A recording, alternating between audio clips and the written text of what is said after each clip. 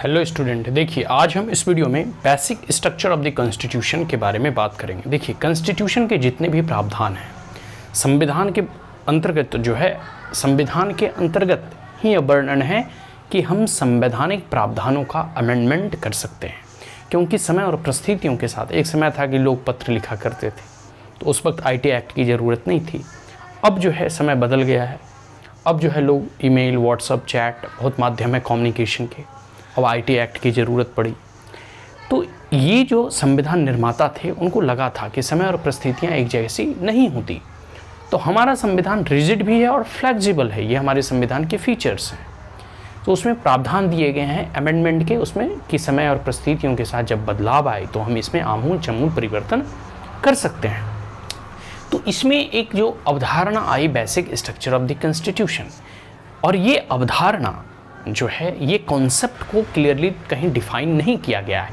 In fact supreme court के कई एक जजमेंट में भी इसे क्लियरली डिफाइन नहीं किया गया, लेकिन इसे अगर कॉमन भाषा में समझने का प्रयास करें तो बेसिक स्ट्रक्चर की जो डॉक्ट्राइन है, जो सिद्धांत है, वो यह कहता है कि आप संविधान के सभी प्रावधानों को सभी आर्टिकलों में संशोधन कर सकते हैं।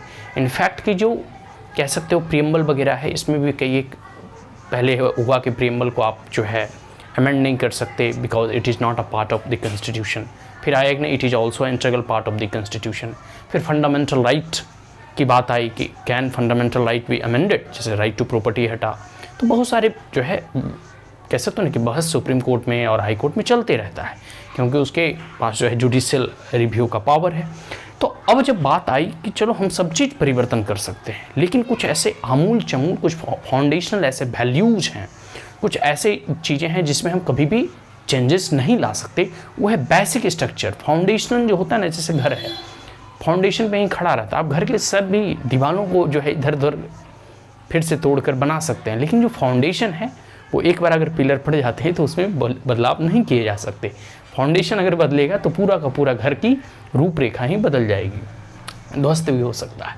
तो बेसिक स्ट्रक्चर ऑफ कॉन्स्टिट्यूशन, ठीक है, बेसिक स्ट्रक्चर की डॉक्ट्राइन जो यहाँ आई, सिद्धांत जो जन्मा, इसके कुछ हम 5 एग्जाम्पल्स के माध्यम से समझेंगे। सबसे पहला है supremacy of the constitution.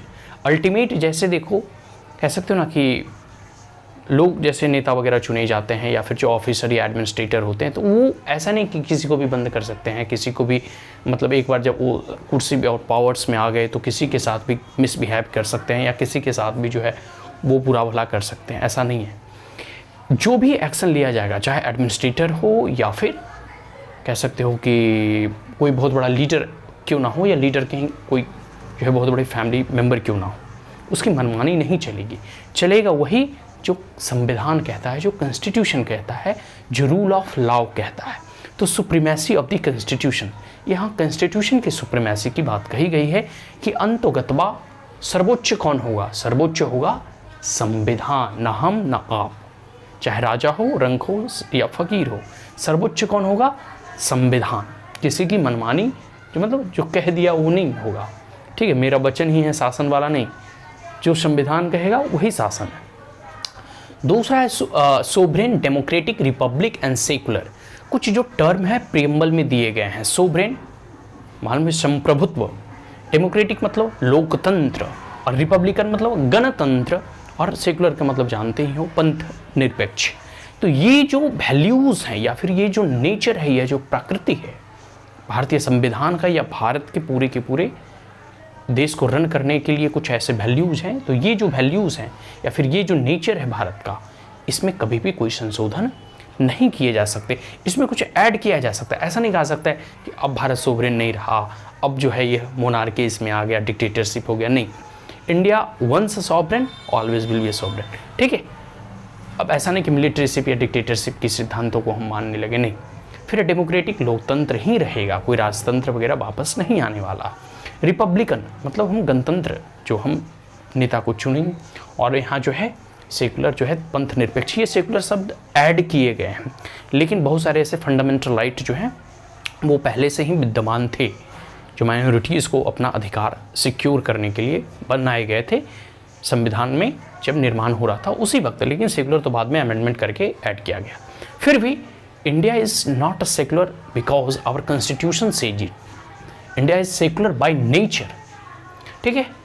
So now the तीसरा है separation of power. Separation of power कहने का मतलब है कि जो भी शक्ति है ना, शक्ति का एक सेपरेशन किया गया है डिफरेंट ऑर्गन्स में, लेजिस्लेटिव, एक्सिक्यूटिव एंड जुडिशियरी, ठीक है। ये डिफरेंट ऑर्गन्स हैं, यहाँ सेपरेशन ऑफ पावर है, इसे अमेंड नहीं किया जा सकता।